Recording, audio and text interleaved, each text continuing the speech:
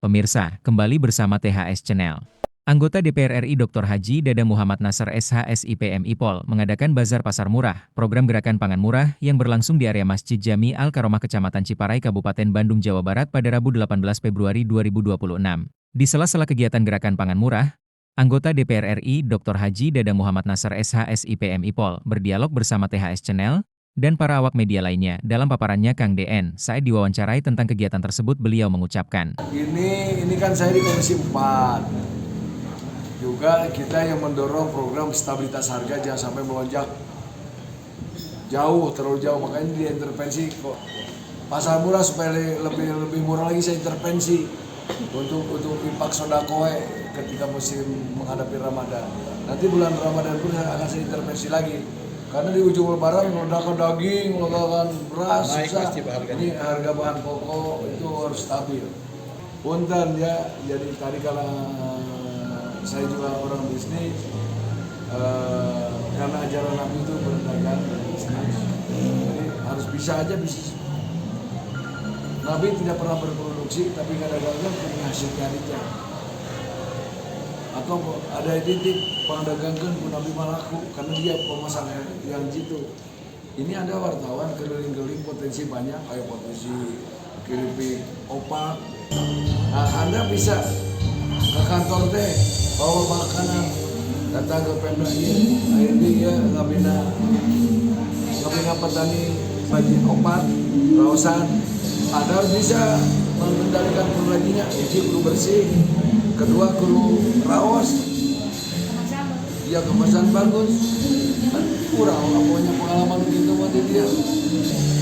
Nanti Anda punya wawasan, kalau petani royal mau meningkatkan, baru lapor sama saya, tingkatkan untuk bermodal, main dengan bank, tapi bunganya kur, dan suatu saat kita kurdi jadi 3%.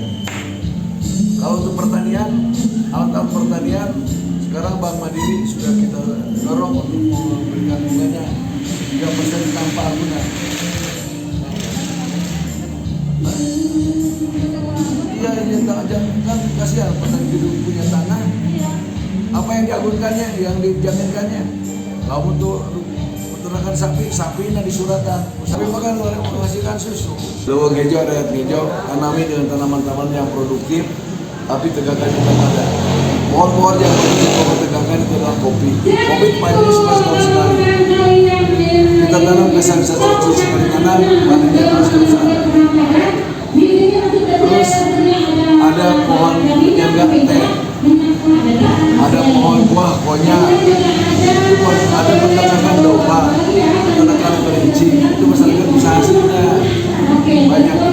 Saya sudah ada beberapa contoh. Tadinya berapa hutan, sekarang tidak lagi karena dia hasil dari kopi. Itu maju. Ya, itu sukses dari zaman kita. Itu dia masih gunung seperti sekarang, jadi maunya dikukut sama dia. Mau, Pak. Mau total ini mau. Dia kemarin kabur, Pak. Tapi kayaknya lebih korban mau kan. Ini boleh. Berikutnya ada tadinya dua petani yang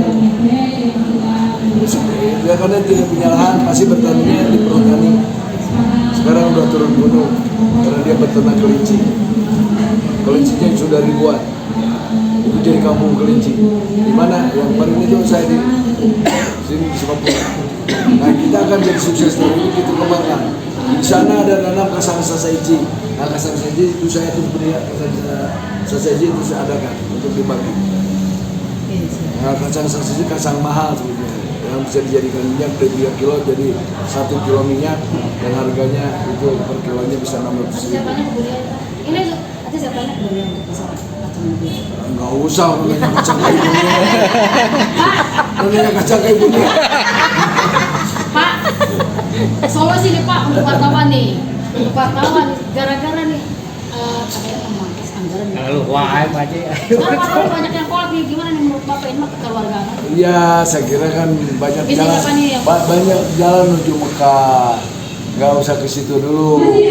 Sebetulnya masih ada kreativitas. Makanya Saya lihat banyak wartawan yang sukses di politik, tapi sebelum politik dia bisnis. Dahlan Iskan, Bang Sud, itu wartawan dari pembisnis yang bagus. Kalau ikan koridora gimana nih Pak? Ibu-ibu pengen ternak koridora katanya gimana nih Pak? Ikan koridora Koridoras itu kan mesti ada pelatihan. kapan ada pelatihan nih Pak? Ya nanti kita kalau kayak baru itu kebutuhan ibunya ya, yang ngurusnya ibunya. Dunia aja Ya. Nah, itu mah masih dibina. Memang kita lagi fluktuatif harganya. Kita juga mainkan dengan tidak boleh bermain di satu.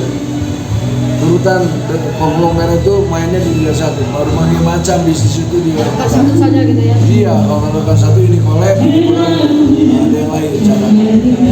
Jadi saya titip sama anda semua, ya, supaya sejahtera itu harian apa, dapat apa, bulanan dapat apa, mingguan dapat apa, tahunan momentum dapat apa. Boro-boro Dari saya kenal Bapak gini-gini aja saya. Iya makanya bisnis. Saya juga nggak boleh bisnis sesah ya mas. Ya susah deh. Nah. Tadi Sebenarnya bukan orang bisnis ya, jadi Ya, orang Pak. bisnis. harus belajar. harus ada modal, udah Pak. Tidak. Kalau saya harapkan, makanya saya akan ada sekolah bisnis di sini. Di sini teh, saya teh yang lain kan menyarankan ini masjid, bikin pesantren, bikin sekolah. Saya bilang enggak, sekolah sudah di sana. Itu juga ada di saya sekolah alam. Di sini mah di training center. Training center untuk siapa yang mau latihan bisnis, bagaimana pola ekspor impor. Terus latihan nanti latihan mereka berlatih waktu dia berangkat ke luar negeri. Yang keluar negeri batas semua. Tapi kalau urusan bisnis enggak. Karena si KFC juga usia 65 baru dia belajar berbisnis. Belum sukses 65 baru belajar. KFC Menjadi kaca ya. tapi dia mengembangkan kopi dia makan, masak di kapal, begitu turun ke darat dia masak enak, teman-temannya kumpul. Disitulah berbisnis pakai jaringan. Orangnya tidak ada, sudah meninggal, tapi bisnisnya di dunia. Nah itu banyak potensi Indonesia yang naikin berbisnis. Didaftar supaya terusan kita datangkan semacam para motivator bisnis. Pak, Nah, KPR tadi jangan dilihat mereka sekarangnya, prosesnya. Nah, kita inginnya jadi orang yang benghar. Ingin jadi instan ya Pak ya. Sekarang kita tambah 8, tambah itu kan anggaran negara, saya tambah anggaran pribadi. Yang tadi 2, saya juga tambah ada beberapa. Ya, saya udah ada kebun bibit raya itu yang khusus bibitan pasang saseji, itu binaan saya. Ada yang khusus bikin alpukat. Itu di mana? Di mana Pak itunya Pak? Ada di Bandung Barat, di Pangalengan, Macet ada Pak Haji. Pacet ayah, pasti ditegor, saya goreng pacet cuma. Asli Pak, jangan ada aku saya dikonfirmasi. Iya, kemarin usaha nggak bakal dikasih. Itu di stop, yang jelas tidak akan dilanjut. Iya Pak. Pak lanjutkan ya program agroforestry bagus. Pasti panas dan bulog. Saya selaku Komisi 4 mendorong untuk pengendalian harga agar tidak terlalu melonjak jauh. Kasihan masyarakat. Ini biasa di menjelang hari raya, menjelang puasa maupun menjelang hari raya. Memang pasti itu pas sudah tradisi naik, tapi naiknya jangan sampai terlalu jor-joran. Maka hari ini kami mengadakan gerakan pasar pangan murah. Artinya di bawah pasar supaya pasar tidak model telur gitu mestinya kan jualnya 30.000, tapi di lapangan sudah lewat. Ini ketentuan pemerintah itu kalau telur ayam itu 30, tapi di lapangan udah 34, maka intervensi jadi 28 gitu, supaya nanti 30 paling mahal. Daging sapi sebetulnya dagingnya gitu, ya mestinya mah 100.000 gitu kan, tapi nggak bisa kan karena pedagang ingin untung juga. Nah, makanya diintervensi sampai kita ternyata di lapangan sudah 140 daging sapi. Dan itu mohonlah kepada para pedagang besar jangan sampai diumpetin barangnya atau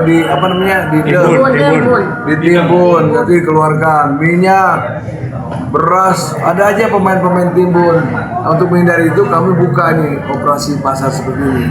beras SPHP kan 60.000, kita intervensi 20.000 jadi 40.000. Namun di lapangan pasti nanti jadi supaya stabil di 60.000 atau di 62.500 itu masih oke untuk SPHP. Sehingga itu untuk terutama untuk yang berpenghasilan rendah. Kalau yang premium lain lagi silakan, itu harganya beda. Terus daging ayam kan mestinya kan 35, tapi di lapangan sudah 44, intervensi juga sama kita. Bawang merah sudah lonjakannya tinggi, cabai termasuk tadi ada bawang putih, sehingga kita ketergantungan impor. Oleh karenanya dalam rangka kemandirian pangan, dan alhamdulillah di bawah Menteri Pertanian sekarang itu kan kita sudah mandiri beras dan berorientasi kepada pangan lainnya. Nanti jagung harus mandiri, bawang putih harus mandiri. Karena tahun 90 kita tidak pernah impor bawang putih, tapi sekarang jor-joran impor. Ya, kepada para importir tolonglah nanam Anda di sini, jangan enaknya aja ngambil cuan. Tapi petani kita tergilas. Oke, bawa dengan petani, nanam. Ayo kita bertanam. Kita negara agraris, kita negara subur. Apapun ditanam kita jadi. Termasuk buah yang paling memakan dana itu adalah anggur. Belanja anggur itu sampai 7,8 triliun.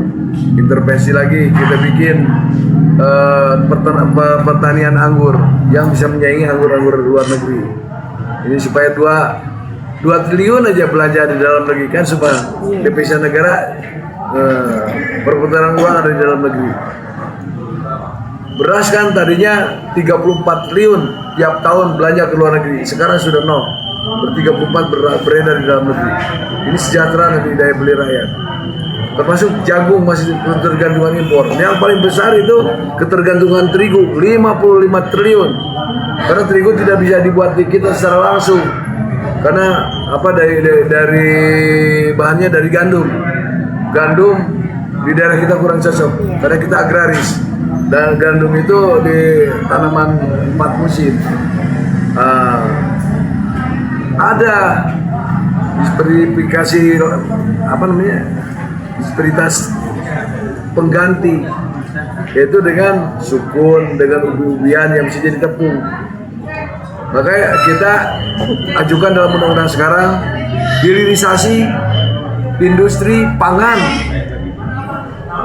hilirisasi yang berbasis pangan, maka harus menggunakan bahan baku 30% dalam negeri, sama dengan TKDN. Makanya undang-undang itu teramankan. Mohon dorongan dari bapak-bapak sekalian, ibu sekalian, ini supaya pangan dalam negeri dinamis, bergairah. Maka industri dalam negeri, misalkan pabrik mie instan nanti diintervensi, jadi pakai ada bahan baku dalam negeri, dari ubi, dari beras, dari bapeda atau sagu, dari tapioka, campur. Kalau campur 30%, maka kita yang biasa beli 50 triliun itu bisa terkurangi 20%-nya atau sampai 30%-nya. Makanya hampir 20 triliun berputar di dalam negeri. Petani kita akan bergairah. Bayangkan nanti harga ini kan masih murah, kasihan itu harga singkong. Tapi kalau ini terus-terusan pangan dalam negeri perkuat dengan tepung yang berbasis singkong, maka harga singkong akan stabil. Tepung tapioka ya Pak ya? Iya, tepung tapioka. Kalau kedelai ya Pak? Ya, kedelai itu juga yang masih sulit. Masih banyak impornya. Kalau kegiatan ini Pak sampai berapa kali? Ini sehari aja. Yang sekarang sehari, tapi nanti menjelang Ramadan kita adakan lagi. Namanya juga kalau setiap hari itu kasihan pedagang. Ya seminggu lah. Iya, jangan, kasihan pedagang lain protes sama saya. Bapak tuh bagaimana keuntungan saya, terganggu juga. Namanya juga operasi pasar. Ya itu pun kita biarkan, kita support ke mereka yang MBR berpenghasilan rendah, kasih kupon, kan senang tuh dikasih kupon 20.000, mau belanja ayam, belanja beras. Ini beras SPHP dijamin bagus dibanding yang diedar tempo hari, yang itu beras luar negeri. dari Vietnam yang dijual oleh Kades, Babinsa, Babinka teman-teman. Kalau saya jual sekarang ini berasnya sudah saya coba dulu. Sebelum saya edar saya coba dulu. Bulan, untuk BA. Saya kira itu dari saya. Maaf lahir batin kasadayana. Semoga kita mampu memetik keagungan bulan suci Ramadan. Assalamualaikum warahmatullahi wabarakatuh. THS Channel bersama Bang Saing. Jangan lupa like, subscribe, komen, dan share.